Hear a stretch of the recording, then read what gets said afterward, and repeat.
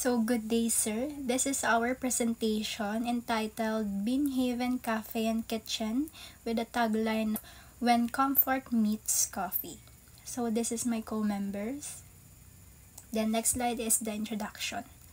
So Binhaven Cafe and Kitchen is a community-centered dining establishment designed to offer a warm, inviting space where customers can enjoy both high-quality beverages and satisfying meals. So, ang Binhaven Cafe and Kitchen po is isang community-centered na cafe restaurant or cafe kitchen na may pinagsama-samang cozy vibe ng isang cafe at ang variety ng pagkain ng isang casual restaurant. That's why yung para po medyo maging unique lang or okay na pakinggan. Yung ano po namin, Binhaven Cafe and Restaurant po dapat yun. Parang ina na lang namin in-exchange namin siya ng kitchen. So, kaya it is open for everyone like morning coffee, lunch, or dinner.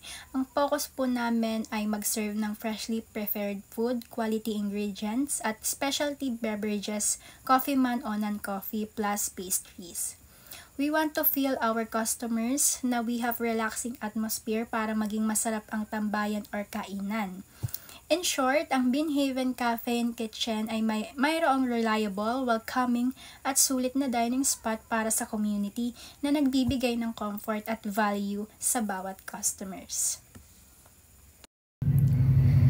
The background of Binhaven Cafe and Kitchen explain how the business started with a simple but meaningful vision. Ang goal talaga ng cafe is to create a warm, welcoming place where people can relax, connect, and enjoy comforting foods and drink.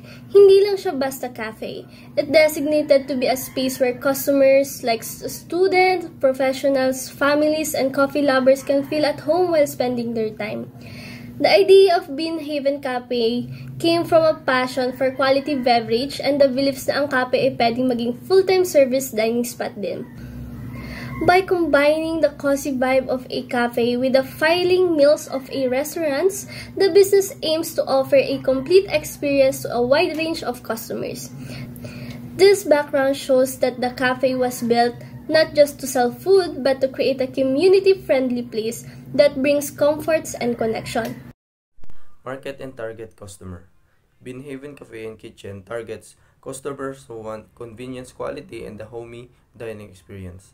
The target market includes students and young professionals looking for a study or work, friendly cafe, families and friends wanting casual meals, customers seeking a place to hang out, chat, or unwind, coffee lovers who appreciate especially drinks and good pastries.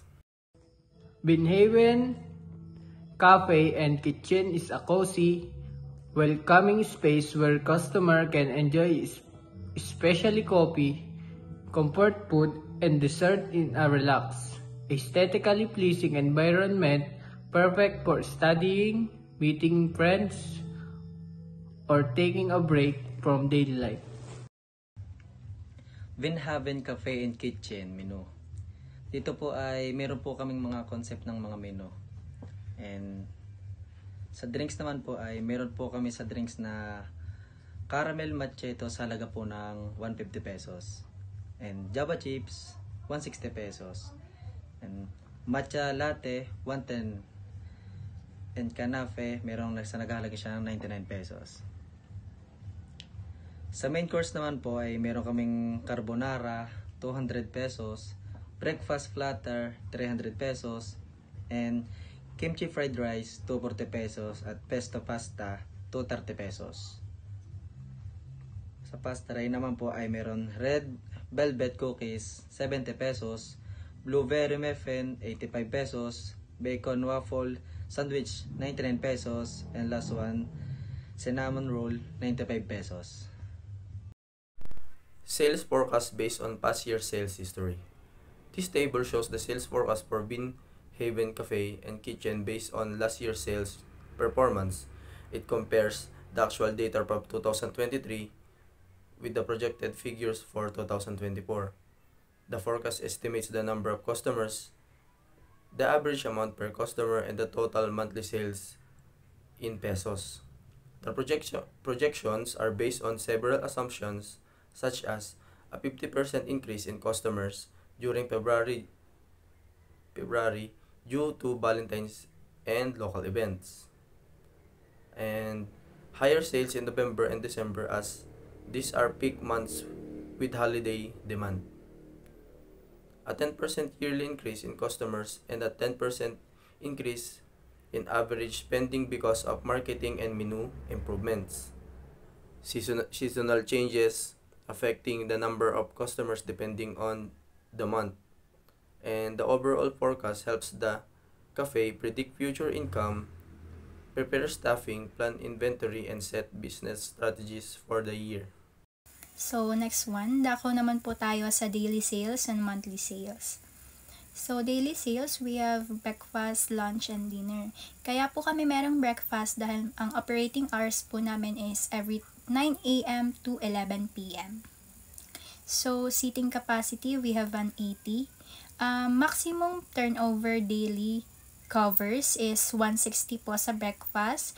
Sa lunch is 160 and sa dinner is 160 also. So, the total, 480 pesos. Sa average check naman po, we have sa breakfast 160, sa lunch 200, and sa dinner 200. Kaya po siya naging 200 sa lunch and dinner kasi po medyo mas na po yung pinipili or kaya lumalakas na yung ganong range or ganong time ng pagbili ng mga customers. Kasi syempre po, pagdating po ng breakfast is mga puro coffee lang po. Kaya that's why medyo nasa lang po yung price sa breakfast, which is 160 nga. So, we have the total 560 and dinivide po namin siya sa 3 na we have the total of 187 ang kanyang nakakalabasan kasi we divided into breakfast, lunch, and dinner. Then, daily sales po namin sa breakfast is 25,600 pesos. Sa lunch is 32,000 and the dinner is 32,000 also. So, the total of 89,600 pesos ang aming daily sales. So, dako naman po tayo sa monthly sales. We have a covers. So, kita po yan sa screen. Ang 480 covers times 28 is, or 4 month with 28 days po siya. So, saan po galing yung 480 natin? Doon po sa maximum turnover daily covers. So, ang total po nito is 13,440 pesos. So, yung 480 covers naman po times 30, ito po yung 4 months with 30 days. Ang kanalabasan po niya is 14,400. Then, 480 covers times 31, ito naman po yung 4 months with 31 days. With a total of 14,880 pesos. So, dako po tayo sa average check.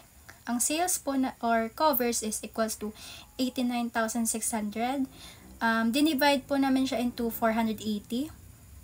Ang kinalabasan po is yun nga po, 187 pesos.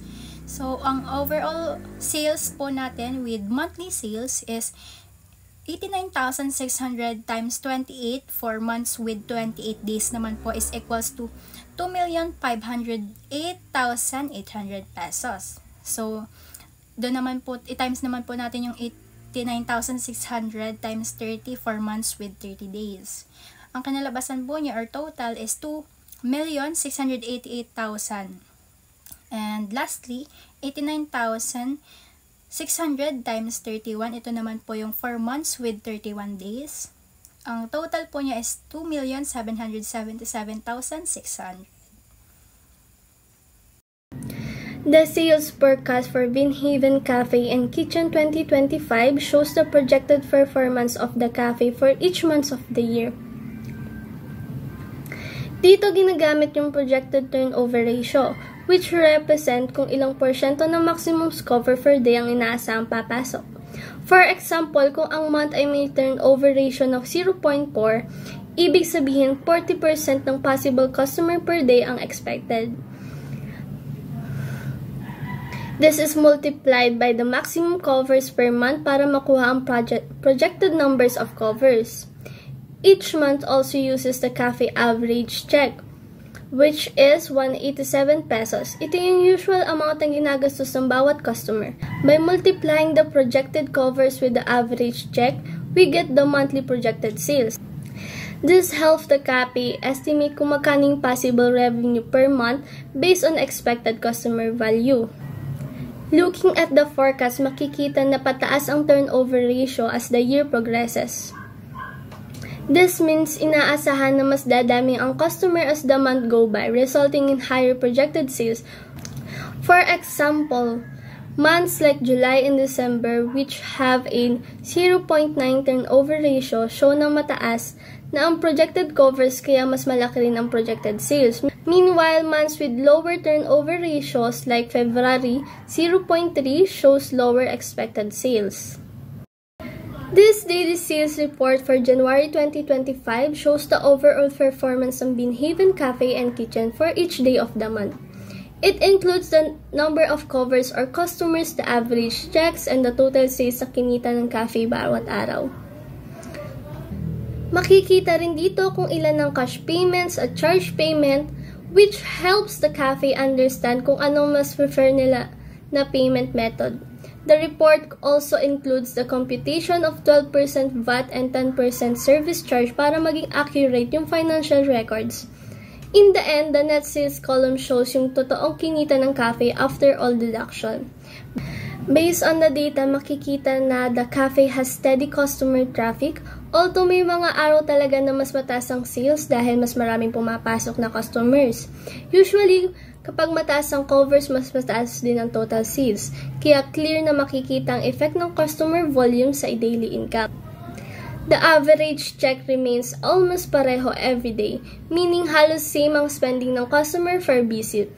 With this report, the cafe can easily identify kung anong days ang peak and which days ang medyo mababa ang sales. So, next one po is the sales variance report year 2025. So, before po ako mag-explain dun sa kung paano siya nakuha, ito po muna yung mga formulas that we used. So, dito po sa forecast sales is we have the forecast covers times 187 pesos. So, saan po galing yung 187 pesos? Dun po siya galing sa average check na siya po yung naging sagot doon sa pag-divide natin kanina doon sa total nung sa daily sales and sa monthly sales. So, actual sales, paano siya nakuha, is equals to actual covers times 187 also. Sa percent attainment is equals to actual sales divided by forecast sales times 100. Then, sa variance covers is equals to actual covers minus forecast covers. So, variance average check is equals to actual average check minus forecast average check. Then, the variance sales is equals to actual sales minus forecast sales. So, halimbawa, dito po tayo dumako sa January. So, we have the given forecast covers which is 14,880. Then, sa average check is we have 187 pesos. So, 14,880 times 187 pesos is equals to, kita naman po natin dyan nakalagay sa sales na 2,782,560 pesos. So, sa actual covers naman po is 496 ang given natin dyan. So, actual sales naman 486 pesos times 187. So, magiging siyang 92,752. So, kita po natin, nandun po siya sa sales. Sa actual sales. So, sa percent attainment naman po, kita po natin dyan na 3.33%. So, ang 92,752 divided by 2,782,560 is equals to 0.033. So, rounded to 2 decimals po. So, we have 3.33%. So, next one is the covers po. Variance covers is equals to 496 pesos minus 14,880 equals to minus or negative 14,384. So, sa variance average check naman is equals to 187 minus 187 is equals to 0. Kaya po 0 ang nasa average check natin. So, sa variance sales is 92,752 minus 2,782,560 equals to negative 2,689,808. So, kung pag susunod-sunod din po natin from February to December, ganun din po ang naging flow namin of computation. So, hindi ko na din po i-explain dahil na-explain ko na naman sa January, ganun po ang aming sunod-sunod na pag-compute ng flow nito. So, banggitin ko na lang po yung total lahat. Sa covers, we have 175,200. Sa sales po, ang overall total, we have 32,762,400. So, sa covers naman po, we have 5,952. So, dito naman po sa actual sales or overall sales na total is we have 1,113,024 pesos. Sa percent attainment, ang total po natin is we have 3.40%. Sa covers naman is negative 169,248. Then, sa sales naman po natin, or lastly, is the negative 31,649,376. Budget monitoring. Budget is 2 million. Budget item, food and beverage. Cost of sale, combined food and beverage, payroll other related expenses, direct operating expenses, supplies, material, and etc., rental, administrative expenses, marketing, advertising, utilities, repair and maintenance, insurance and depreciation, total budget for expenses, profit, total. So, dako naman po tayo sa pinaka-last part, which is ang sales and budget variance report. So, sa sales variance report explanation po, so under po ng food sales sa forecast, we have 1,200,000 pesos. Sa actual naman po is 1,050,000 pesos. Sa variance po is we have a 150,000 pesos or unfavorable siya. So, sa attainment, we have 88%. So, sa budget variance report naman po, sa food and beverages expenses, we have sa food cost, sa budget niya is 660,000 pesos, 33% of food sales. Actual is 680,000 pesos, 38% of food sales. Sa variance naman po is plus 20,000 pesos and plus 5% cost ratio. So, all in naman po, hindi ko na po masyadong, dahil nandiyan naman po lahat ng detailed na operating expense variance report at match naman po siya sa lahat ng aming reports.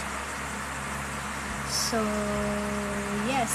Sa summary po or sa pinakalas, ang sales po namin is, ang missed target namin by 210,000 pesos. Ang expenses namin ay overspent by 53,000 pesos. So, ang profit namin is dropped by 263,000 pesos.